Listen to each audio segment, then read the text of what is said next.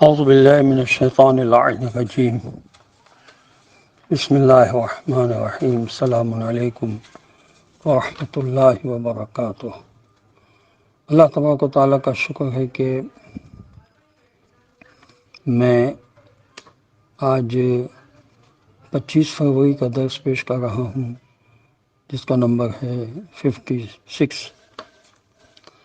اور ہماری گفتگو اخلاق کے بارے میں ہو گئی ہے۔ انسان کا جسم ایک حکمت کی مثل ہے یا مملکت کی مثل ہے، یوں سمجھ لیں مملکت کی مثل ہے جس کا بادشاہ نفس ہے، اور اس کے ماتحت ہماری قوتیں عقل، شہوت، غضب اور وہم اس مملکت کے وزیر ہیں یا عمال ہیں، اور باقی قوتیں مثل لشکر کے ہیں۔ ان میں سے ہر ایک کا کام مختلف ہے، ان کی خدمات مختلف ہیں۔ مثلا عقل کا کام حقیقت امور کو معلوم کرنا، نیکی و بدی میں تمیز کرنا، نیک افعال کا حکم دینا اور برے افعال سے منع کرنا ہے۔ مذکورہ چاروں قوتوں میں عقل کو مرتبہ وزارت حاصل ہے۔ اس کی تدبیر یہ ہے کہ مملکت بدن کا بادشاہ یعنی روح راہ راست سے بھٹک نہ جائے۔ نیک تدابیر سے مملکت بدن کو مضبوط و مستحکم رکھے تاکہ بادشاہ نفس کو عالم قرب کی تیاری و اسباب سفر میں آسانی ہو۔ دوسری چیز شہوت ہے۔ یہ طاقت مانند عامل خراج کے ہے جو لالچی اور جھوٹا ہے، عقل کے خلاف کام کرنا چاہتا ہے، سلطان روح کو محکوم بنانے کی کوشش کرتا ہے، اور مثل حیوانوں کے ہمیشہ دریائے شہوت میں غرق رہتا ہے۔ خواہشات نفسانی کی اطاعت کے سوا اور کچھ اس کو فکر نہیں ہوتی، برائی اور بھلائی کو سمجھنے کی یہ صلاحیت نہیں رکھتا۔ ہاں، اس کا کچھ فائدہ بھی ہے، وہ یہ کہ یہ بدن کو قائم رکھتی ہے، جو کمالات نفسانی کے حصول کا ذریعہ ہے۔ اس سے جسمانی صحت ٹھیک رہتی ہے اور بقائے نسل انسانی اسی پر موقوف ہے۔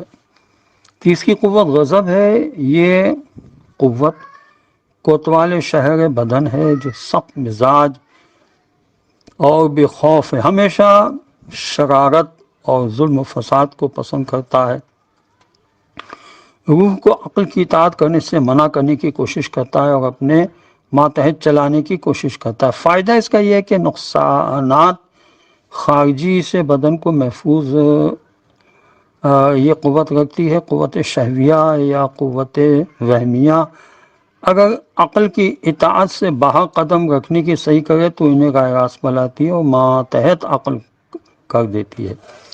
پھر یہ قوت ہے وہم کی۔ اس قوت کا کام یہ ہے کہ جو ہیلہ سازی و بہانہ سازی کرتا ہے انسان اور روح کو اسی گمراہ راستے پر لانے کی کوشش کرتا ہے، اس کا فائدہ یہ کہ اس سے باریک اور مشکل کام سمجھ میں آ جاتے ہیں اور مقصد صحیح تک پہنچاتا ہے، بشرطے کہ یہ عقل کے ماتحت رہ کر کام کریں۔ یہی چار قوتیں آپس میں ایک دوسرے پر حاکم بننے اور دوسرے پر تسلط حاصل کرنے کی کوشش کرتی ہیں۔ یہی وجہ ہے کہ کبھی انسان فرشتوں سے بھی اعلیٰ ہو جاتا ہے اور کبھی حیوان سے بھی بدتر ہو جاتا ہے۔ ان میں سے جس قوت کو غلبہ حاصل ہو انسان اسی کا ہو جاتا ہے اور اس کے آثار اس سے ظاہر ہوتے ہیں۔ اگر عقل کو غلبہ حاصل ہو تو حکمت نفس میں ملائکہ کے آثار نہ ظاہر ہوتے ہیں اور انسان گروہ ملائکہ میں داخل ہو جاتا ہے۔ اگر غضب کو غلبہ حاصل ہو تو انسان گروہ درندگان میں سے ہوتا ہے۔ اگر تسلط قوت شہویہ کا ہو تو حیوانوں میں سے ہوگا، بلکہ اس سے بھی بدتر ہوگا۔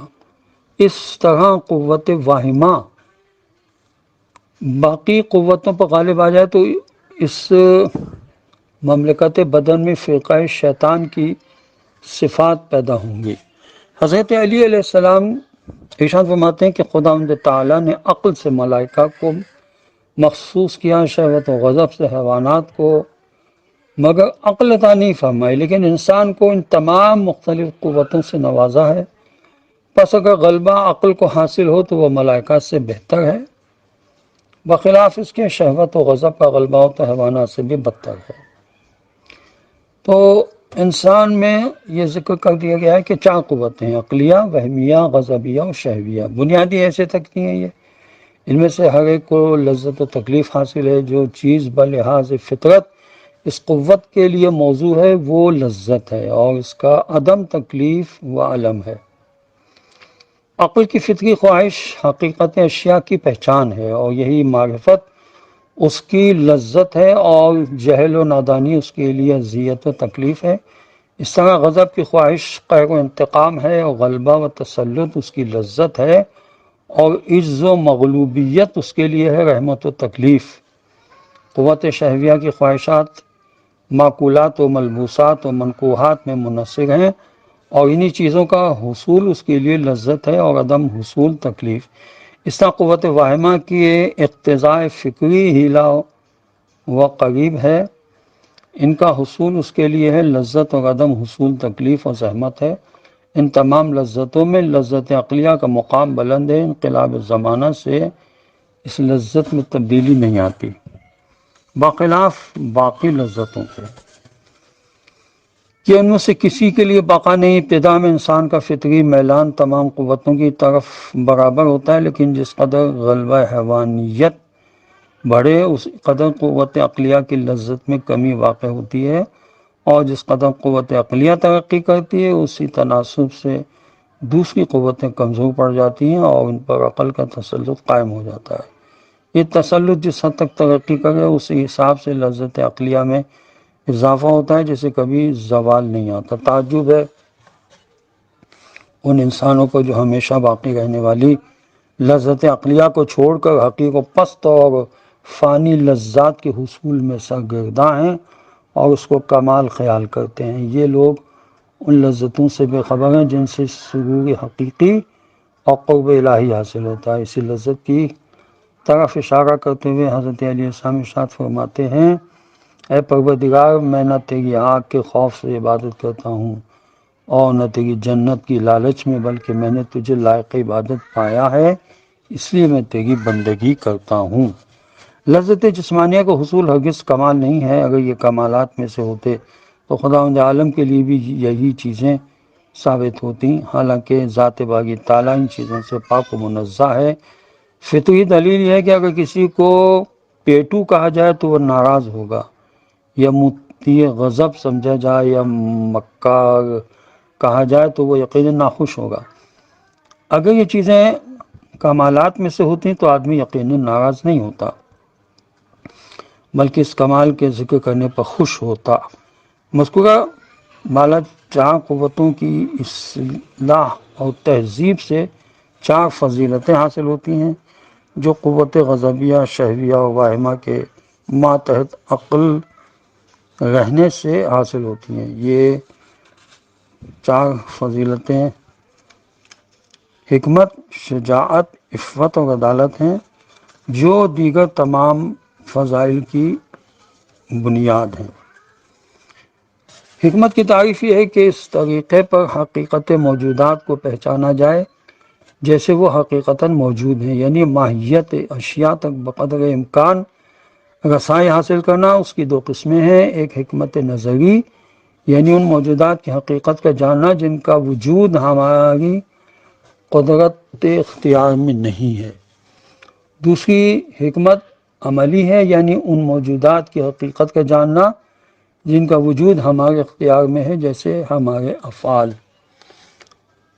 پھر شجاعت ہے، یہ وہ صفت ہے جو قوت عقلیٰ کے قوت غضبیہ کو اپنا مطیع بنانے اور قوت غضبیہ کے کسی وقت بھی عقل کی اطاعت سے باہر نہ ہونے سے حاصل ہوتی ہے۔ بالفاظ دیگر قوت غضبیہ کے حد اعتدال پر قائم رہنے کو شجاعت کہتے ہیں۔ انشاءاللہ عفت اور عدالت کے سلسلے میں کل گفتگو ہوگی۔ خداوند عالم کی بارگاہ میں دعا ہے کہ پروردگار ہمیں ان چیزوں کو سمجھنے کی صلاحیت نصیب ہو اور ان چیزوں سے فائدہ اٹھاتے ہوئے ہم اپنے اخلاق کو درست کر لیں، اور خداوند عالم امام زمانہ کے ظہور میں تعجیل فرما دے اور ہمیں ان کے اعوان و انصار میں شامل ہونے کی توفیق نصیب ہو۔ وآخر دعوانا ان الحمد للہ رب العالمین، وصلی اللہ علی محمد وعلی آلہ الطیبین الطاہرین المعصومین المظلومین۔ السلام علیکم ورحمۃ اللہ وبرکاتہ۔